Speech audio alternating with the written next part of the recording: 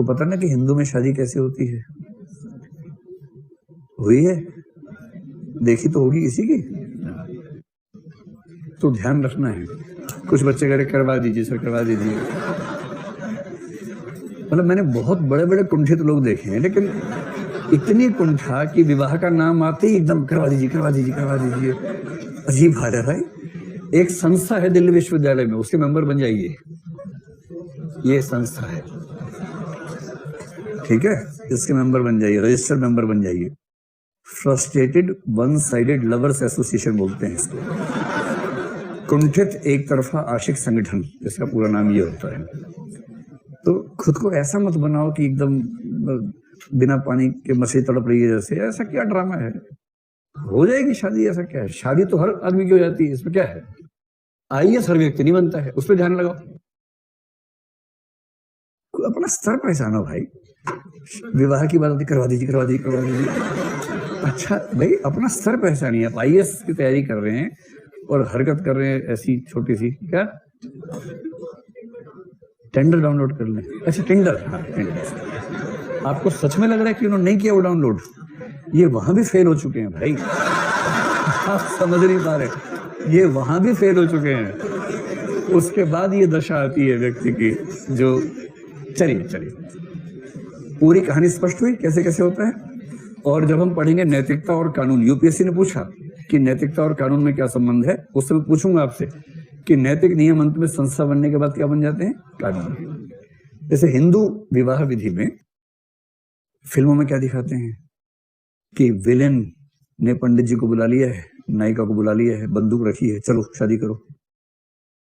तो पंडित जी जल्दी जल्दी बंद पे पड़ रहे हैं, हीरो बाहर से घोड़े के ऊपर आ रहा है बैठ के। अब टेंशन है कि पहले हीरो आएगा या पहले माला पड़ जाएगी। और अंत में नायक ने, मतलब खलनायक ने माला डाल दी, नायिका को बेहोश किया हुआ है, नायिका के हाथों से माला जैसी पड़ने लगती है खलनायक के गले में, तभी हीरो दरवाजा फोड़ के अंदर घुसता है और उस माला को बंदूक से गोली मारता, माला उड़ती उड़ती हीरो के गले में आ जाती है। ये हिंदी फिल्मों में आपको ऐसे दृश्य दिखेंगे। साउथ में होता है, ठीक है, साउथ में होता है। मजे की बात है कि माला पड़ भी जाए तब भी कुछ नहीं होने वाला, क्योंकि हिंदू विधि में व्यवस्था है, माला वाला तो कोई चीज ही नहीं है हिंदू विधि में। कितनी माला पहनते रहे कोई दिक्कत नहीं है। कोई आपसे कहे ना कि माला पहनाना चाहती हूँ, पहना ले, 4 पहना ले माला, जूते की पहना ले, उससे कुछ नहीं होने वाला। उस माला से किसी की शादी आज तक नहीं हुई है, ध्यान रखना है ना।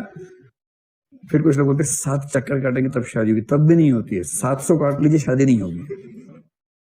हिंदू विधि में नियम सामाजिक नियम है, कानून में वही लिखा हुआ है। विवाह पूरा हुआ यानी इसकी एक ही कसौटी है, सप्तपदी। 7 चक्कर नहीं, आग के आसपास कितनी चक्कर काटते रहिए, कुछ नहीं होने वाला। भले जल ना जाए वो अलग बात है, ध्यान से काटिए, लेकिन उससे शादी नहीं होती है। ये सब ड्रामा होने के बाद अंत में एक कार्यक्रम होता है, दूल्हा दुल्हन साथ में खड़े होते हैं, एक एक करके ऐसे कदम रखते हैं, पहला, दूसरा, तीसरा। 6ठे कदम पर पंडित जी बोलते बस ये आखिरी मौका है भाई।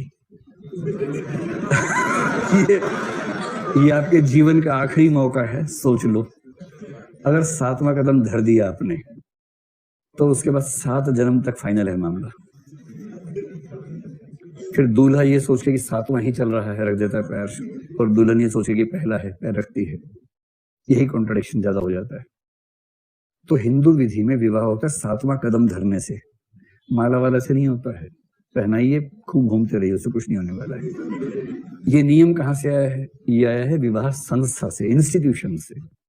वो संस्था कहती है कि विवाह संपन्न हुआ, ये सप्तपदी के बाद तय होगा, और उसी को हिंदू मैरिज एक्ट में रख लिया गया है। तो हिंदू विवाह ऐसे ही होता है, कानून भी ऐसे ही करवाता है।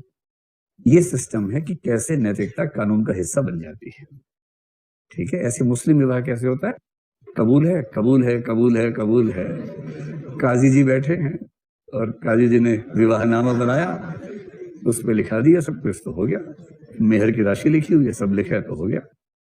दुल्हन के पास 4 औरतें बैठती हैं, जैसे पूछते हैं काजी कबूल है, उसकी माँ मर झोंको, फिर बोलते कबूल है, कबूल है, कबूल है, जैसा भी है बबूली सही पर कबूल है, और फिर शादी होती है। ये क्या है? मुस्लिम विधि है, मुस्लिम इंस्टीट्यूशन है, जो मुस्लिम पर्सनल लॉ में लीगलाइज हो गया है। कहानी साफ एकदम। चलो, बहुत बढ़िया। सेक्स रेशो बहुत महत्वपूर्ण रोल प्ले करता है। सामान्य स्थिति यह है कि 1000 पुरुष पे 1000 महिलाएं हों। बोले सामान्य है यानी इस पे डिबेट है। कुछ लोग कहते हैं कि 1000 पे 985 प्राकृतिक सेक्स रेशो है, और उसके बाद क्योंकि पुरुष की जो प्रतिरोधक क्षमता है वो स्त्री की तुलना में कम है, इसलिए अंततः वो बराबर हो जाता है। पुरुष ज्यादा मर जाते हैं, महिलाएं कम मरती हैं, तो अंततः वो 1000 पे 1000 हो जाता है। जबकि जन्म लेने के मामले में ये सेक्स रेशो एकदम बराबर नहीं होता। तो लेकिन ये है कि प्रकृति की व्यवस्था ये है कि 1000 पुरुष पे 1000 महिलाएं लगभग होनी चाहिए। अब किसी वजह से मान लीजिए किसी समाज में ऐसा हो जाए, युद्ध हुआ, युद्ध में कौन मरता ज्यादा? पुरुष मरते हैं। उन्होंने किया था बिना बात के, गए युद्ध करने, लड़ झगड़ के मर के आ गए। तो पुरुष रह गए 400, महिलाएं 1000 की 1000 वेट कर रही हैं कि मेरा पति कब आएगा, मेरा साहसी पति। साहसी पति खेत में दबा हुआ है कहीं। अब क्या करे बेचारी, 400 पुरुष बचे, 1000 औरतें हैं।